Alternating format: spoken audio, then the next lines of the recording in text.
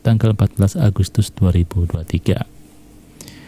Dan alhamdulillah serangkaian acara telah kami persiapkan untuk Anda semua di kesempatan hari ini. Ya, semoga kabar Anda semua di hari ini dalam keadaan sehat walafiat, tidak kekurangan apapun, dan semoga selalu dalam lindungan Allah Subhanahu wa taala. Dan bagi yang sedang sakit di hari ini, la ba'sa tahurun, insyaallah tidak mengapa. Mudah-mudahan sakitnya adalah sebagai penghapus dosa, insyaallah. Mudah-mudahan cepat sembuh ya, sehingga bisa beraktivitas kembali seperti semula. Amin, Allahumma amin.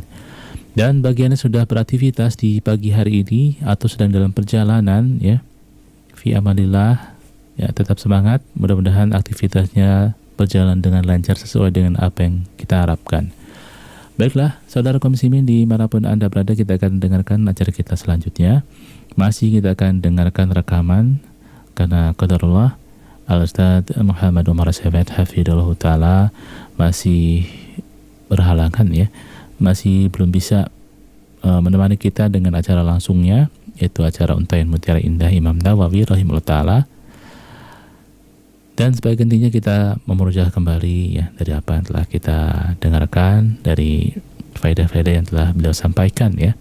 Kali ini kita akan pilihkan tentang bab menjaga amalan-amalan soleh ya, dari Al-Quran yang pertama ya, dari Untaian Mutiara Indah, yaitu dari Al-Quran bagian yang pertama. Namun sebelumnya kita akan dengarkan dulu Muratal Surat Al-Baqarah ayat yang ke-197 hingga 203. Selamat mendengarkan. الحج أشهر معلومات فمن فرض فيهن الحج فلا رفث ولا فسوق ولا جدال في الحج وما تفعلوا من خير يعلمه الله وتزودوا فإن خير الزاد التقوى واتقون يا أولي الألباب ليس عليكم جناح أن تبتغوا فضلا من ربكم فإذا أفضتم من عرفات فاذكروا الله عند المشعر الحرام واذكروه كما هداكم وإن كنتم من قبله لمن الضالين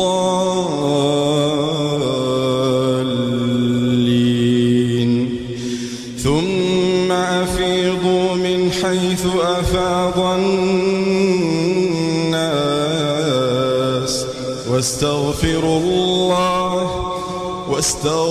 الله إن الله غفور رحيم فإذا قضيتم مناسككم فاذكروا الله كذكركم آباءكم أو أشد ذكرا فمن الناس من يقول ربنا آتنا في الدنيا وما له في الآخرة من خلاق ومنهم من يقول ربنا آتنا في الدنيا حسنة وفي الآخرة حسنة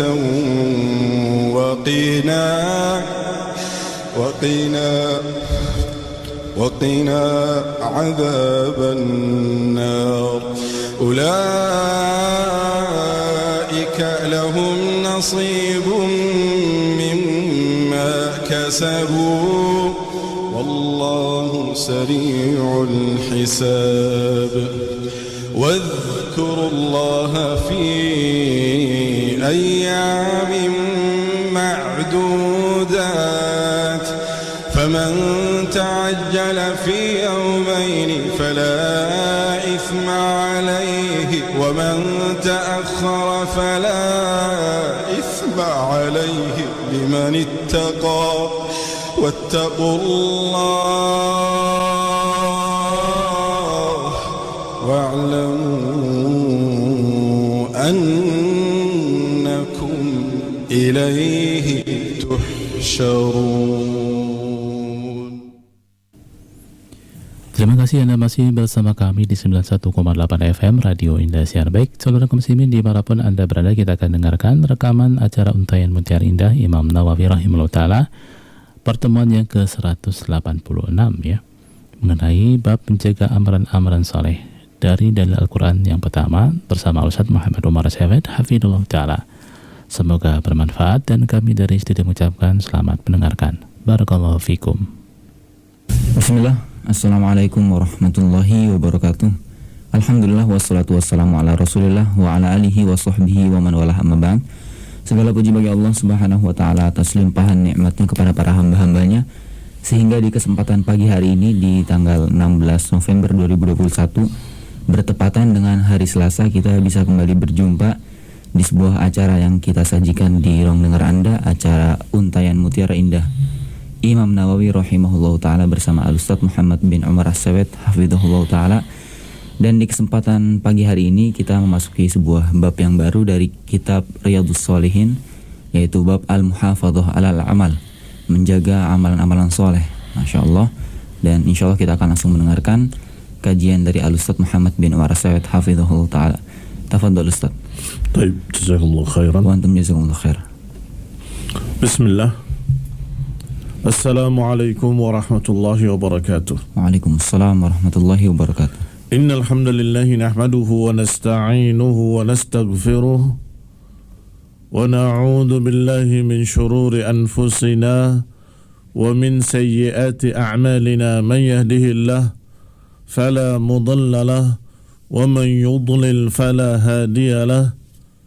Wa ashhadu an la ilaha illallah وحده لا شريك له وأشهد أن محمدا عبده ورسوله صلى الله عليه وعلى آله وأصحابه والتابعين وتابع التابعين ومن تبعهم بإحسان إلى يوم الدين.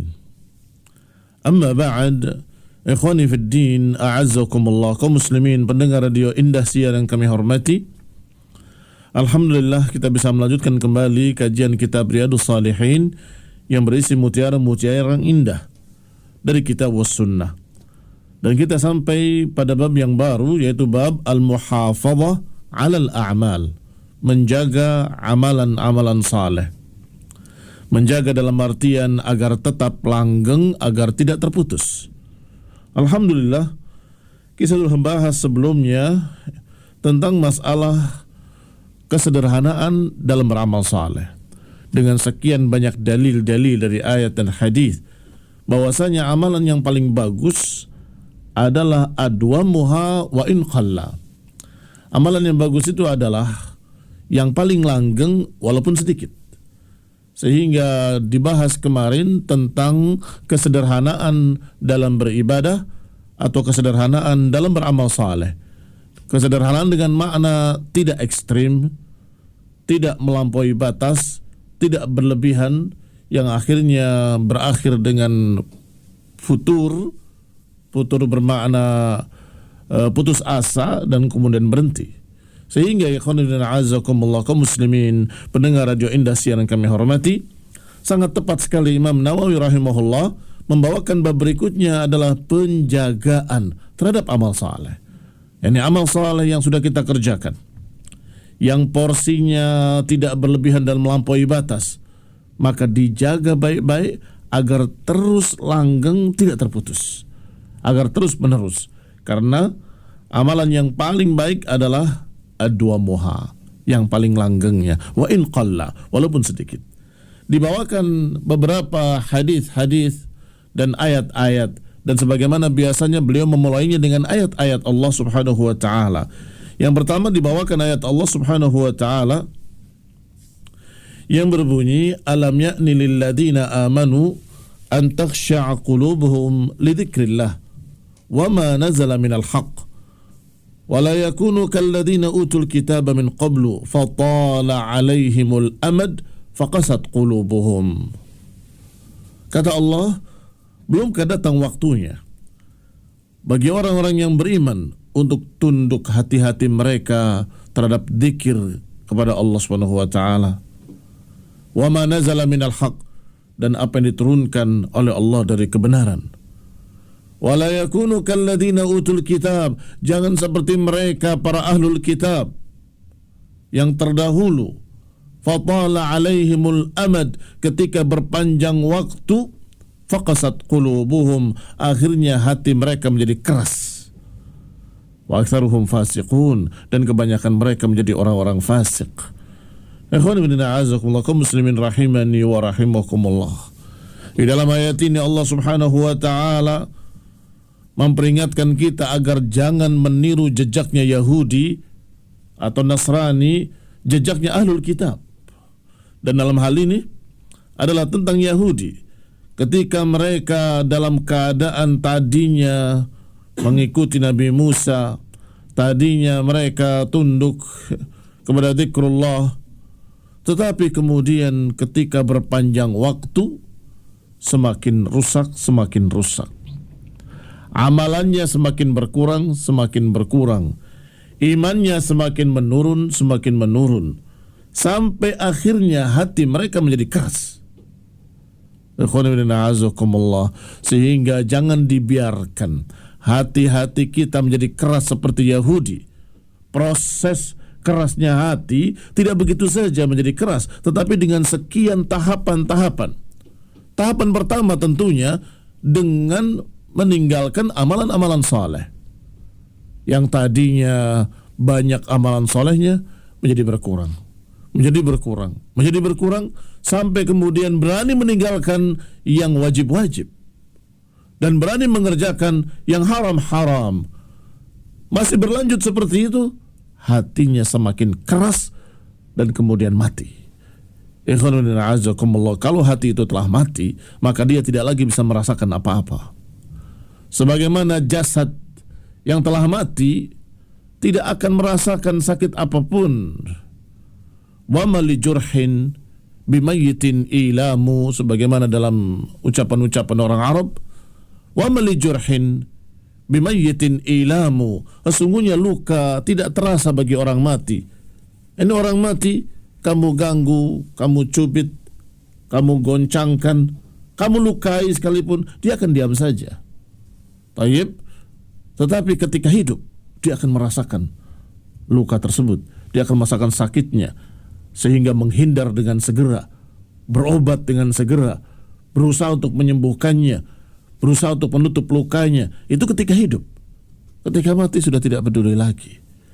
Demikian pula hati yang hidup, kalau dia terluka atau tercoreng dengan dosa, terasa bahwa saya terluka, saya sakit. Hati saya sudah mulai tercoreng dengan dosa. Itu hatinya hidup, sehingga merasa ada sakit di sana. Maka dia gelisah dengan dosanya, minta ampun kepada Allah, menangis, bertaubat untuk memperbaiki hatinya. Tetapi na'udzubillah, kalau hati itu sudah keras, sudah mati, maka tidak peduli lagi dosa sebesar apapun, dia tidak merasa apa-apa. Inilah yang terjadi pada mereka umat-umat terdahulu yang Allah gambarkan dalam ayat ini. Wala yakunu kalladzina utul kitaba min qabl. Janganlah menjadi seperti ahlul kitab yang terdahulu.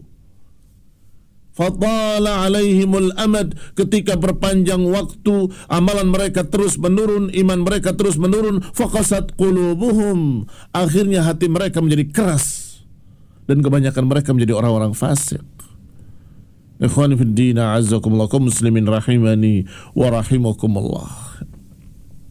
Hati kalau sudah mati, sulit untuk bisa diajak bicara, sulit untuk mendengarkan kebenaran, sulit untuk bisa melihat kebenaran. Digambarkan oleh Allah Subhanahu wa taala dengan summun, bukmun, umyun, fahum la yarji'un. Buta, tuli, bisu, dan mereka enggak akan bisa kembali, kata Allah. Hati kalau sudah qasat qulubuhum, kalau sudah keras hatinya, sudah mati hatinya, maka tidak lagi bisa mendengar. Dia tuli, enggak lagi bisa melihat, dia buta. Kalau sudah buta terhadap kebenaran, tuli terhadap kebenaran, mau dinasehati dengan apa? Telinganya tidak bisa mendengar kebenaran, matanya tidak bisa melihat kebenaran. Na'udzubillahi min dzalik. Sehingga barakallahu fikum kaum muslimin rahimani wa rahimakumullah, hendaklah kita menjaga amalan-amalan saleh kita, terutama kewajiban-kewajiban yang Allah perintahkan kepada kita, maka jagalah baik-baik. Salatnya, puasa Ramadannya, semuanya.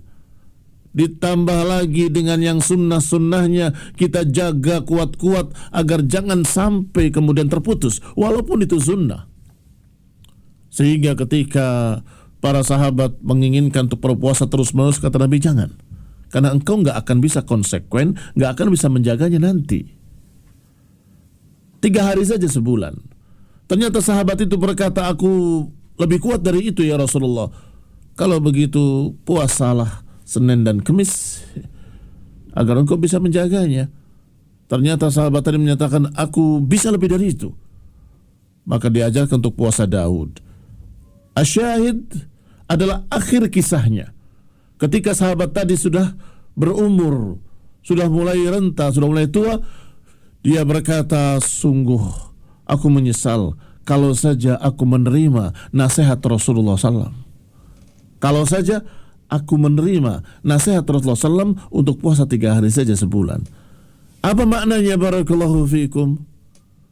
Maknanya beliau menjaganya sampai tua, menjaga puasa tadi. Tetapi ternyata di kala tua dia merasa berat. Duhai kiranya kalau aku dulu terima nasihat Rasulullah SAW untuk puasa 3 hari saja. Ikhwani bin a'azakumullah, artinya beliau radhiyallahu ta'ala anhu wa ardahu, semoga Allah meridainya karena semangatnya beribadah, Masya Allah, dalam keadaan terus menjaga sampai akhir hayatnya, menjaga sampai tuanya, Masya Allah. Ini ikhwani bin a'azakumullah yang dibahas dalam bab ini, bab al-muhafadhah 'alal a'mal. Ternyata di sini diawali dengan ayat Allah Subhanahu wa taala, belumkah datang waktunya bagi orang beriman untuk tunduk kepada Allah, tunduk kepada zikrullah. Jangan seperti Yahudi yang kemudian ketika berpanjang waktu terus menurun amalan solehnya dan imannya, akhirnya berakhir dengan kerasnya hati-hati mereka. Na'udzubillah. Ayat kedua dibawakan ayat Allah Subhanahu wa taala tentang Nasrani. Kalau tadi tentang Yahudi, sekarang tentang Nasrani. Wa qaffayna bi Isa ibn Maryam wa atainahu al-Injil wa ja'alna fi qulubihim alladhina ittaba'uhu ra'fatan wa rahmatan wa rahbaniyatan ibtada'uha ma katabnaha 'alayhim illa ibtigha'a ridwanillah fama ra'awha haqqa ri'ayatiha. Dan dikatakan qafaina bi Isa bin Maryam, dan kemudian diikuti di belakangnya oleh Isa bin Maryam, dan kami berikan kepadanya kitab Injil, dan kami jadikan di hati-hati orang yang mengikutinya, berarti hati-hati mereka para pengikutnya dari kaum Nasara, kami jadikan di hati-hati orang yang mengikutinya ra'fatan, kelembutan, rahmatan, kasih sayang, dan juga rahbaniyah ibtada'uha, rahbaniyah yang mereka bikin sendiri. Kami tidak wajibkan atas mereka. Ikhwan ibn a'azakumullah, awalnya tidak Allah wajibkan atas mereka, tetapi mereka sendiri yang mengada-adakan rahbaniyah. Rahbaniyah itu kebiarawanan, yakni sifat mereka yang katanya pengen beribadah terus sampai melupakan dunia. Ini rahbaniyah. Sejarahnya adalah ketika kaum Nasrani kalah dengan kaum Yahudi yang kemudian dibantai, dibunuh dan sebagainya, sisanya diberikan pilihan oleh mereka para penguasa-penguasa Yahudi yang zalim, kalian mau memilih yang mana? Mau beribadah terus di satu tempat, kami akan siapkan tempatnya, kami akan berikan makan pada kalian, tapi kalian tidak boleh ikut campur urusan kami. Ibadah terus sampai mati. Pilihan kedua, kalian pergi mengembara dengan ibadah dan zikir kalian. Jangan ganggu kami. Yang ketiga, kalau kalian masih memaksa ingin amar ma'ruf nahi munkar, ingin bermeruh kepada yang ma'ruf, mencegah dari yang munkar, maka kami akan bunuh kalian semua. Ternyata mereka, barakallahu fikum, terbagi menjadi 3 bagian. Ada yang memilih untuk tetap menegakkan perintah Allah, mengingkari kemunkaran-kemunkaran yang mereka lakukan, dan mereka dibunuh. Sisanya mereka menginginkan aku akan beribadah terus sampai mati. Inilah rahbaniyah. Yang ketiga, aku ingin menggembara dan terus beribadah sampai aku mati. Ini juga jenis rahbaniyah.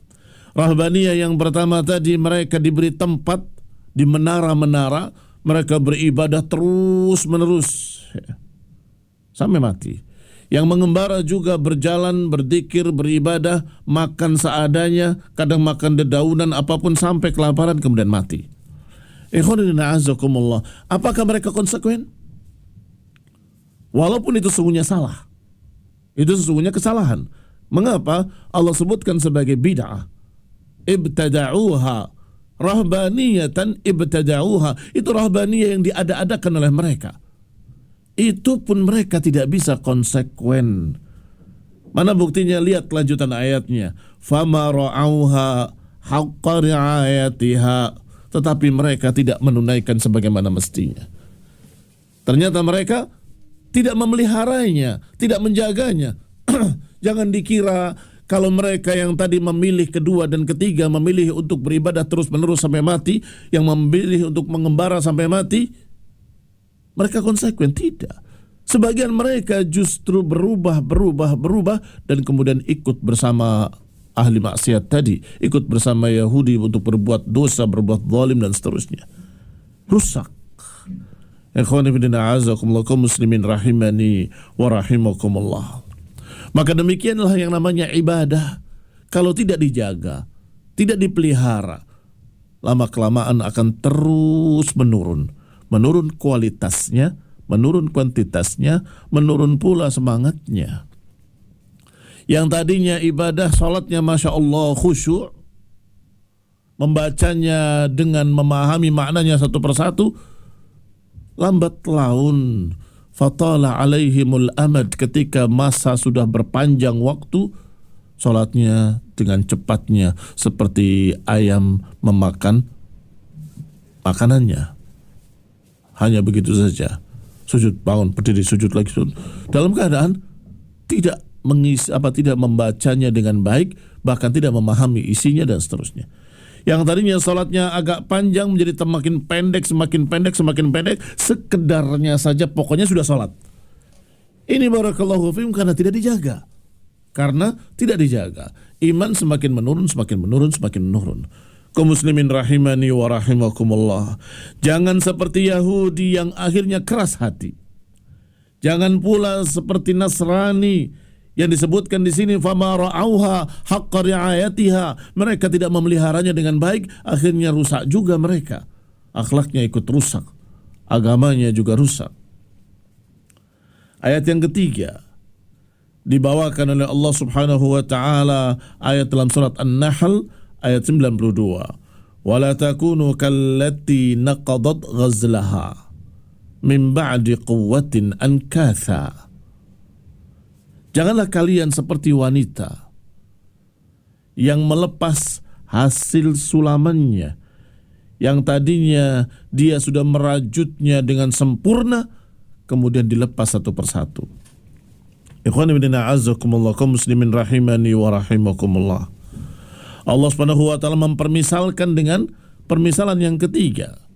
Yang pertama dipermisalkan seperti Yahudi, jangan seperti Yahudi. Yang kedua dipermisalkan dengan Nasrani, jangan seperti Nasrani. Yang ketiga, jangan seperti wanita yang mengerjakan sesuatu tetapi sia-sia. Mengapa? Karena setelah dikerjakan dirusak kembali. Dia merajut sampai sempurna menjadi mantel yang bagus, kemudian dilepasin satu persatu. Saat dilepasin lagi, dirajut lagi, terus dilepasin kembali. Ini barakallahu fikum adalah kesia-siaan. Jangan sampai kita membangun sesuatu kemudian merusaknya kembali.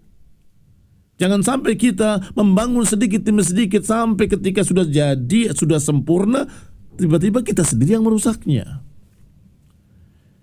maka barakallahu fikum maknanya hampir sama dengan yang sebelumnya. Kita tadinya beribadah, salat, puasa, sedekah, Masya Allah, dengan akhlak yang baik, talabul ilmi, zikrullah pagi dan sore. Tapi kemudian dikurangi satu persatu, ininya berkurang, ininya berkurang, ininya berkurang, ininya berkurang.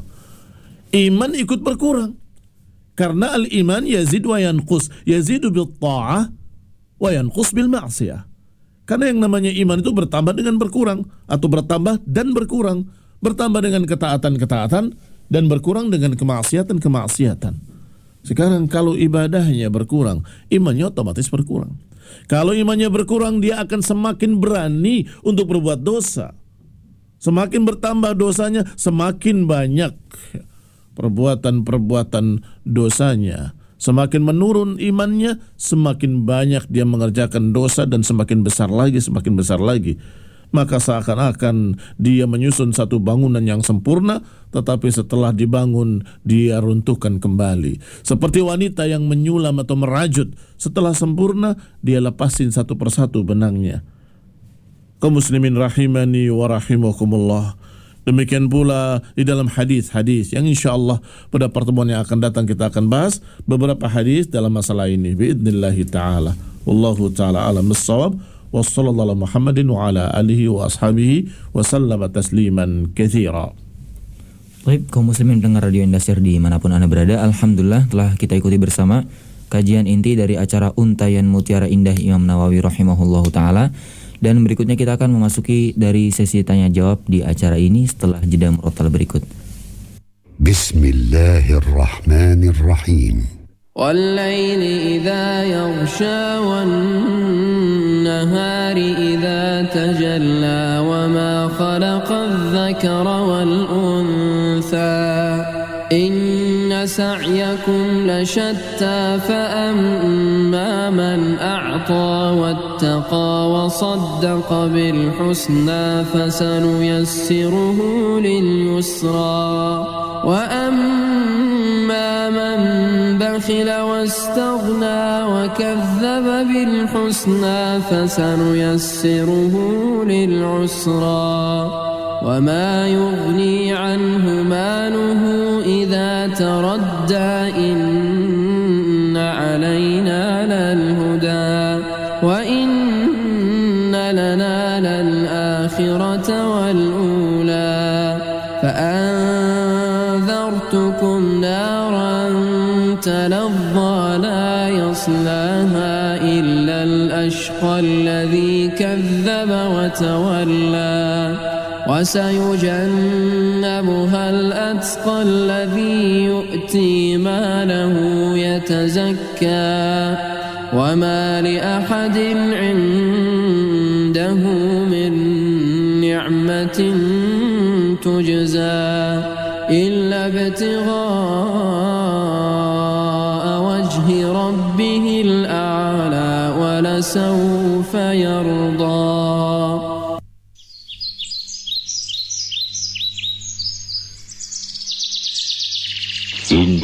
Indah Siar melantunkan suara-suara indah dari murotal Qur'aniyah, menyiarkan dakwah Islam yang indah dan mudah, menyiarkan keindahan mutiara sunnah nabawiyah, menyiarkan nasihat-nasihat indah dari ulama ahlu sunnah, menyiarkan permata-permata indah dari salaful ummah.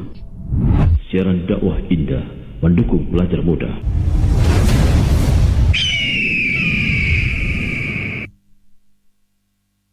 Masih bersama kami di 91,8 FM Radio Indahsiar, siaran dakwah indah Ahlus Sunnah wal Jamaah. Dan kita akan melanjutkan acara Untayan Mutiara Indah dengan sesi tanya jawab. Bismillah, pertanyaan pertama Ustaz. Izin bertanya, apakah setan tahu segala keberhasilan yang mengajak umat melakukan maksiat adalah takdir dari Allah Subhanahu wa taala? Nah, dia tahu. Makanya dia berkata di hadapan Allah Subhanahu wa taala ketika bertekad untuk menggoda manusia, dia menyatakan, aku akan mengambil nasiban mafruḍa. Aku akan mengambil bagianku yang sudah ditentukan. Nasiban mafruḍa artinya suatu bagian yang sudah ditentukan. Jadi dia tahu bahwa nanti ketika dia berupaya untuk mengajak manusia yang akan mendapatkan atau yang akan terbawa dengannya adalah yang ditakdirkan oleh Allah Ta'ala. Wallahu ta'ala alam bissawab. Berikutnya Ustaz, bismillah. Assalamualaikum. Waalaikumsalam. Waalaikumsalam warahmatullahi wabarakatuh. Ustaz, saya mau tanya apa saja sebab-sebab yang bisa membantu seorang muslim berpegang teguh dengan agamanya dan bisa terus berbuat ketaatan hingga akhir hayat. Jazakumullahu khairan atas jawabannya, barakallahu fikum. Wa fikum barakallahu wa iyyakum jazakumullahu khaira. Pertanyaan yang sangat bagus, artinya bisa dijawab dengan mudah tetapi sulit untuk kita mengerjakannya. Barakallahu fikum. Inilah yang dibahas pada pagi hari ini, yaitu muhafadzah 'alal a'mal, menjaga amalan-amalan saleh. Menjaga amalan-amalan saleh itu barakallahu fikum berkait dengan beberapa hal. Pertama dengan ilmunya. Orang kalau tidak tahu, maka dia nggak akan bisa mengerjakan amalan saleh, sehingga dia harus terus belajar. Kedua, bahwa dia harus terus mempertahankan keimanannya agar tetap naik dan jangan turun imannya. Dan itu barakallahu fikum perlu diamalkan apa yang sudah diketahuinya. Mengetahui, mengamalkan, mempelajari, mengamalkan, terus demikian. Dan akan mudah melakukan dua hal tadi, belajar dan beramal, kalau kita memiliki teman-teman dan lingkungan yang baik. Berarti kita harus memilih lingkungan di mana kita tinggal, demikian pula memilih teman-teman di mana kita hidup bersama mereka. Karena tentunya sangat-sangat berpengaruh kalau kita berada di lingkungan ilmu, di lingkungan ahli sunnah, maka kita akan terbawa untuk mudah mengamalkan ilmu dan mudah untuk belajar mencari ilmu. Tetapi kalau kita di tengah-tengah ahli maksiat, di tengah-tengah orang-orang awam yang tidak mengerti agama, maka kita akan kesulitan untuk bisa belajar dan beramal. Demikian pula berteman dengan teman-teman yang baik dari ahli sunnah wal jamaah, dan hendaklah dia menjauh dari ahli ahwa, ahli dunia, kecuali sekedar urusan hajatnya saja, setelah itu selesai. Adapun sahabat-sahabatnya, teman-temannya adalah orang-orang yang salihin. Wasbir nafsaka ma'alladina yad'una rabbahum bil ghadati wal ashi. Sabarkanlah dirimu bersama orang-orang yang selalu menyeru Allah di pagi dan sore. Wasbir nafsaka ma'alladina yad'una rabbahum bil ghadati wal ashi yuriduna wajha. Sabarkanlah dirimu bersama orang-orang yang saleh yang selalu menyeru Allah di pagi dan sore, yang selalu mengharapkan wajah Allah Subhanahu wa taala, maka kamu akan mudah bersama mereka. Ini diantaranya agar kita bisa berupaya istiqamah di atas amal saleh dan bisa terus kita istiqamah dalam semangat amalan sampai akhir hidupnya. Dan tentunya walaupun saya jadikan kelima, tetapi itu adalah yang paling penting, yaitu berdoa kepada Allah Subhanahu wa taala agar kita dikokohkan di atas tauhid wa sunnah. Ini dengan doa-doa yang diajarkan oleh Rasulullah SAW. Ya muqallibal qulub tsabbit qulubana ala dinik. Ya musarrifal qulub tsabbit qulubana ala ta'atik. Atau doa-doa lain yang seperti itu. Rabbana la tuzigh qulubana ba'da idh hadaitana. Ya Allah, jangan sesatkan kami setelah Engkau berikan petunjuk kepada kami. Barakallahu fikum. Mudah-mudahan walaupun ringkas jawabannya, tetapi pengamalannya memerlukan dua hal. Semangat yang sungguh-sungguh dari hati dan doa jangan terputus. Wallahu ta'ala alam bissawab. Nah, berikutnya Ustaz, bismillah. Assalamualaikum. Waalaikumsalam warahmatullahi wabarakatuh. Afwan Ustaz mau tanya, apakah termasuk berbakti kepada orang tua jika membiarkan anak menginap di rumah neneknya yang masih awam dengan fasilitas televisi dan sepupu-sepupu yang bermain HP, dan menginapnya tidak sebentar, bisa sampai 1 bulan atau paling sedikitnya 1 minggu. Qadarullah, hafalan dan pelajaran jadi hilang setelah menginap di sana. Bagaimanakah bimbingan dari Ustadz terkait masalah ini? Jazakumullahu khairan. Wa iyyakum jazakumullahu khaira. Sesungguhnya sudah tersirat jawabannya dalam pertanyaan. Kalau sudah kita lihat efeknya jelek, hafalan menurun, pelajaran menurun dan sebagainya, maka itu berarti sesuatu yang salah. Seharusnya cukup ziarah untuk silaturahmi agar tidak terputus, karena itu adalah masih famili dan saudara. Hanya itu saja. Tetapi jangan terlalu lama di sana, apalagi sampai menginap. Menginap tetap di rumah. Berangkat pada waktunya pagi atau sore, kemudian kembali pulang. Barakallahu fikum. Karena yang demikian akan merusak apa yang kita sudah susun. Jangan menjadi seperti wanita yang menyulam, merajut, setelah selesai sempurna dia lepasin satu persatu. Anak kamu didik, anak kamu sekolahkan, kamu pondokkan, Masya Allah, setelah itu dirusak kembali dengan berbagai macam maksiat-maksiat yang ada di dalam TV atau apalagi ya, dan sebagainya. Wallahu ta'ala alam bissawab. Taib, berikutnya Ustaz. Bismillah. Afwan Ustaz, dalam membaca 2 kalimah syahadat waktu salat, bolehkah ditambah dengan wahdahu la syarikalah dan juga abduhu wa rasuluh? Jazakumullahu khairan Ustaz. Wa iyyakum jazakumullahu khairan. Setahu saya memang ada lafaz yang seperti itu. Barakallahu fikum. Artinya boleh, karena memang ada lafaz-lafaz yang seperti itu. Asyhadu an la ilaha illallah wahdahu la syarikalah wa asyhadu anna Muhammadan abduhu wa rasuluh. Allahumma shalli ala Muhammad wa ala Muhammad, begitu. Wallahu ta'ala alam bissawab. Naam. Berikutnya pertanyaan kelima. Bismillah, Afwan Ustaz mau nanya, ana membiayai hidup mertua yang tidak bisa mencari nafkah dengan memberi uang yang belum pernah ana memberi uang kepada orang tua ana sendiri. Apakah ana harus memberi kepada orang tua seperti ana memberikan kepada mertua, sedangkan orang tua ana masih bisa mencari nafkah? Jazakumullahu khairan wa barakallahu fikum. Nah, masalah bersedekah, barakallahu fikum, berkait dengan 2 hal. Pertama, berkait dengan kebutuhan atau hajatnya. Siapa yang lebih berhajat, lebih berhak untuk dibantu. Tayyib, yang kedua, dilihat dari kekerabatan. Kalau hajatnya sama, dua-duanya membutuhkan, maka al-aqrab fal-aqrab, maka yang terdekat denganmu lebih didahulukan. Apalagi engkau sebagai laki-laki, maka engkau harus mementingkan ibumu, ini orang tuamu dan orang tuamu. Berbeda dengan seorang wanita yang dia harus mementingkan suaminya. Tetapi kalau laki-laki, dia harus mementingkan ibunya sendiri kalau sama-sama berhajat. Sehingga perhatikanlah 2 hal tadi. Siapa yang memang lebih berhajat? Kedua, siapa yang lebih dekat?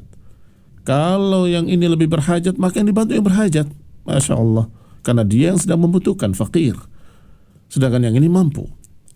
Kalau kedua-duanya fakir, baru engkau pentingkan orang tuamu karena dia lebih dekat dan lebih wajib bagimu. Itu pun kalau engkau bisa memberikan dua-duanya, wabihi wa ni'mah. Itu lebih afdal lagi. Wallahu ta'ala a'lam bissawab.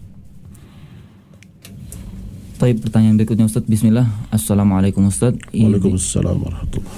Izin mau bertanya Ustaz, mohon nasihatnya bagi kami semua. Jika kita menjual sejenis obat kuat madu atau yang lainnya, namun tanpa ada keterangan khusus hanya untuk pasutri dan bisa dibeli oleh golongan yang salah memanfaatkannya. Jazakumullahu khairan. Sesungguhnya tidak salah. Kita menjual segala sesuatu adalah untuk yang halal. Kamu jual makanan halal juga dipakai untuk yang halal. Bukan untuk ngasih makan orang yang jahat sehingga orang jahat itu jadi sehat. Itu bukan urusan kita. Itu urusan mereka. Karena makanan itu adalah makanan. Sama dengan jual madu. Nggak apa-apa kita jual madu, walaupun ternyata orang yang belinya adalah orang yang membelinya untuk obat kuat, untuk berzina misalnya. Itu bukan salah kita. Sesungguhnya itu hukum asalnya. Kalau kita menjual barang yang halal, jelas untuk yang halal. Digunakan, dipakai untuk yang halal. Demikian pula berbagai macam jamu atau obat yang kuat adalah untuk hubungan suami istri. Yang halal tentunya. Kemudian dipakai untuk sesuatu yang jelek, itu bukan salah kamu. Tetapi lebih afdal, lebih bagus kalau ditulis. Dan itu Masya Allah malah seperti promosi. Artinya dari sisi dunianya juga menguntungkan, dari sisi agama juga sebagai bara'ah. Bara'ah maknanya perlepas dirian. Jadi saya berlepas diri kalau kalian menggunakannya dengan yang untuk yang haram. Sehingga ditulis ya, untuk memperkuat hubungan suami istri, begitu kalimatnya. Atau yang senada dengan itu atau yang semakna dengan itu. Bahwa obat ini akan membuat hubungan suami istri demikian. Jadi jelas kalimatnya suami istri. Sehingga kalau ada yang menggunakan untuk selain itu, kamu memiliki bara'ah.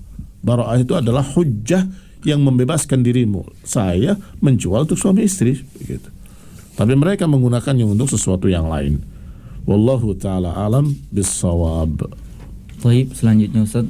Afwan Ustaz, jika seorang wanita menikah dengan seorang laki-laki yang membawa anak sehingga menjadi anak tiri wanita tersebut, lalu laki-laki tersebut meninggal dunia, apakah anak pada permasalahan tersebut masih mahram dengan wanita tadi? Masih mahram dengan wanita tadi, masih ibu tirinya, karena itu mahram yang mu'abbad.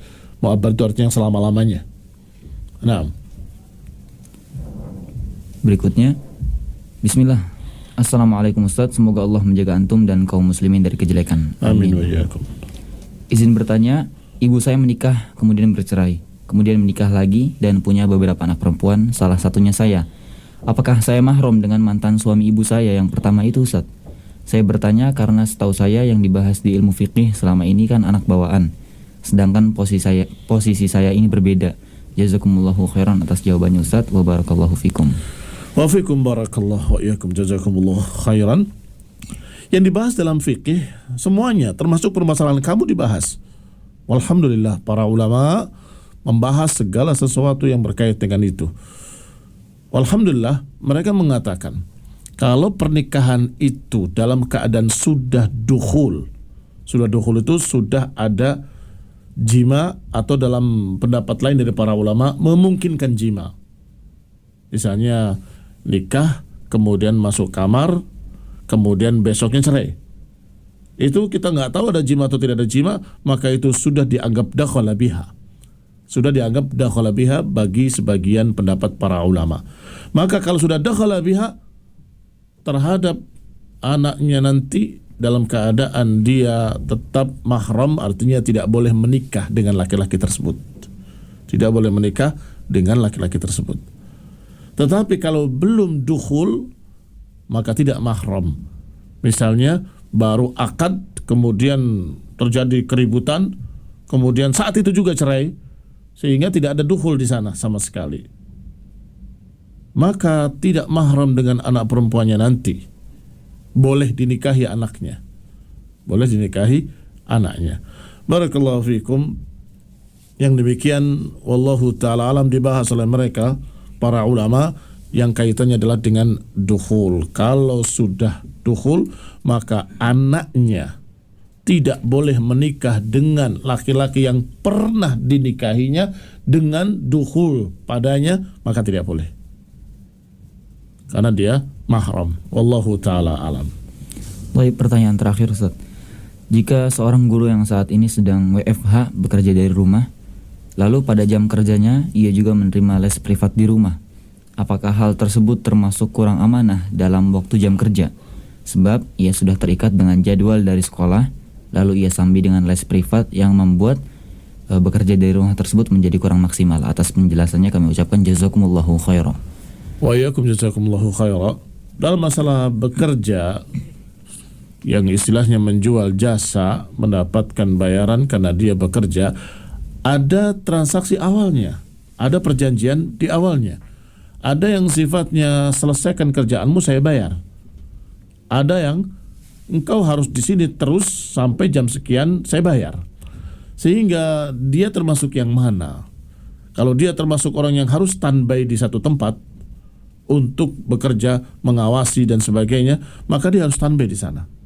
Misalnya walaupun kerjanya di rumah, tetapi dia harus mengawasi berbagai macam transaksi dan sebagainya yang ada di internet misalnya. Dari jam sekian sampai jam sekian. Maka dia harus gunakan waktu itu sebagai tugas dia, dan itu tidak boleh dikurangi. Tetapi kalau mode transaksinya adalah selesaikan kerjaanmu, maka silahkan. Kalau dia bisa menyelesaikannya dengan cepat, selesai, ya sudah. tugas saya sudah selesai begitu. Sehingga barakallahu fikum, pertanyaannya adalah yang ada dalam pertanyaan tadi, apakah kemudian tugasnya terbengkalai atau tidak? Kalau terbengkalai berarti dia berkhianat atau menyia-nyiakan amanah, karena amanahnya adalah dia dibayar untuk bekerja. Jangan sampai terlalaikan. Wallahu ta'ala a'lam bissawab. Baik, alhamdulillah telah kita selesaikan acara Untaian Mutiara Indah di kesempatan pagi hari ini, dan kita telah mendengarkan bersama kajian inti dari acara Untaian Mutiara Indah, juga jawaban-jawaban dari pertanyaan yang telah masuk, dan insyaallah kita akan berjumpa lagi di kesempatan berikutnya biidnillahi ta'ala. Kita akan akhiri acara ini. Akhir kalam wa sallallahu ala nabiyina Muhammadin wa ala alihi wa sahbihi wa sallama tasliman katsira. Subhanakallahumma wa bihamdik asyhadu an la ilaha illa anta astaghfiruka wa atubu ilaik. Wassalamualaikum warahmatullahi wabarakatuh. Indah Siar menyiarkan dakwah Islam yang indah dan mudah, melantunkan suara-suara indah dari Murattal Qur'aniyah. 91,8 FM Radio Indah Siar, siaran dakwah indah Ahlus Sunnah wal Jamaah. Bismillahirrahmanirrahim.